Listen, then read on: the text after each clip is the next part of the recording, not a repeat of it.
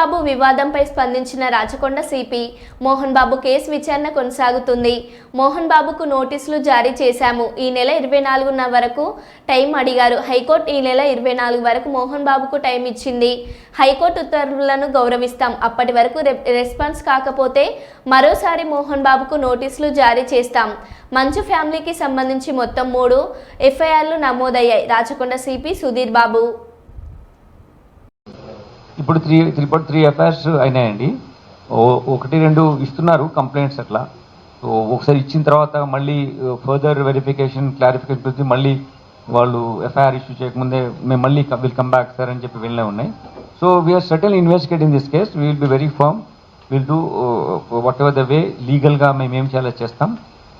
దాని తర్వాత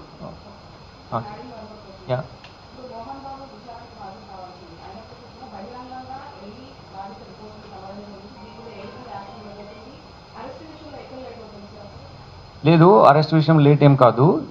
దాంట్లో మాకు ఇంకా మెడికల్ సర్టిఫికేట్ అవన్నీ తీసుకోవాల్సి ఉంది. దాని తర్వాత మేము ఆయన నోటీస్ ఇచ్చాము. ఆయన 24th వరకు టైం అడిగారు. Maybe out of is concern for him ఈ వెంట్ దేర్. దానికి మేము పర్సే మేము అగేన్స్ట్ చూపించలేము. కాకపోతే ప్లస్ ఆయన ఇంజూర్డ్ అయినాడు కాబట్టి ఆయన వల్ల వెళ్ళి ఉంటారు. కానీ చట్టం ఏ ప్రకారం ఏది తీసుకుంటే అది మేము తప్పకుండా చర్య తీసుకుంటాం.